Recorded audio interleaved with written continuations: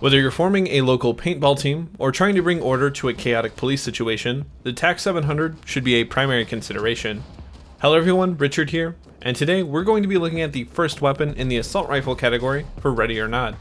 One of the key selling points of Ready or Not is the ability to handle situations using both lethal and less than lethal options.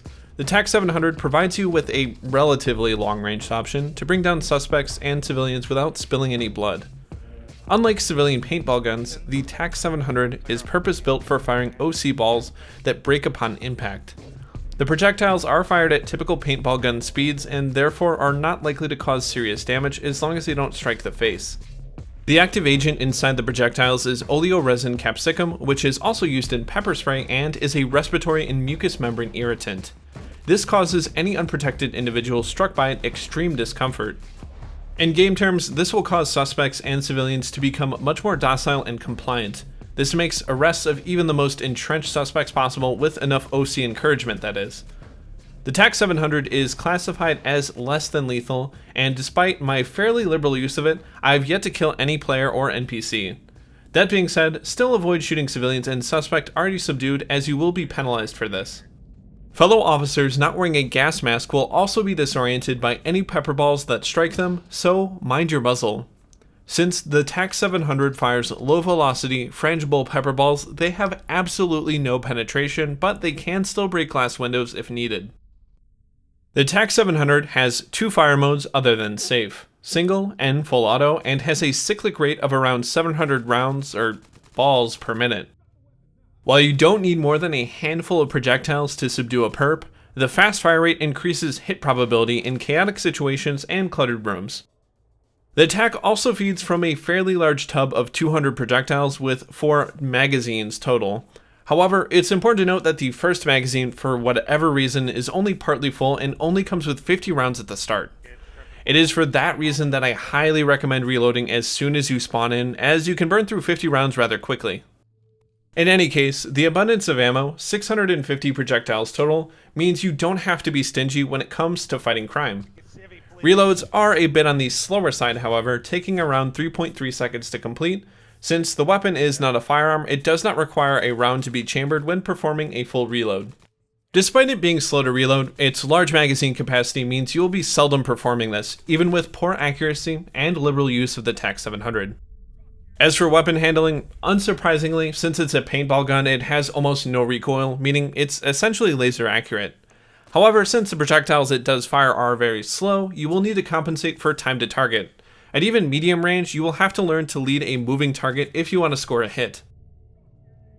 Modifying the TAC700, at least as of now, is simple. Put the flashlight on, that's all.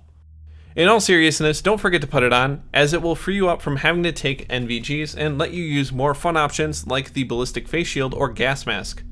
For your equipment, there is actually a lot of flexibility here. You can either fully embrace the non-lethal approach, or just be the non-lethal option for your SWAT murder squad.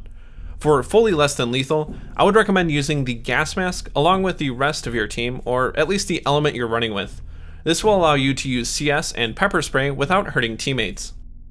A taser for a secondary weapon works well as a less than lethal backup, but remember, it has a limited range and a long reload if you miss your target. Armor is mostly up to personal choice. However, I do not find that heavy armor to be that much of a burden, so I almost always opt for that.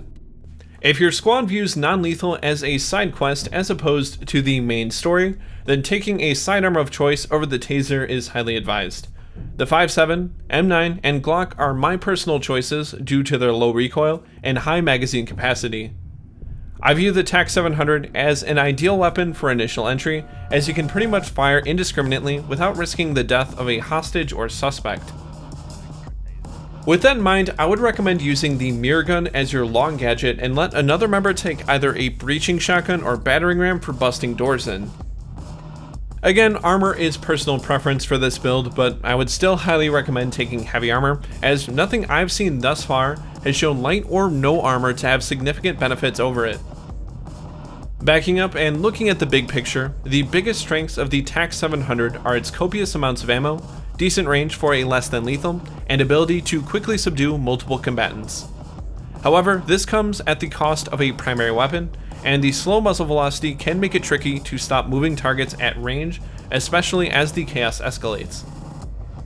Overall though, the TAC700 is a valuable tool and almost essential for any team considering making less than lethal a major part of their approach.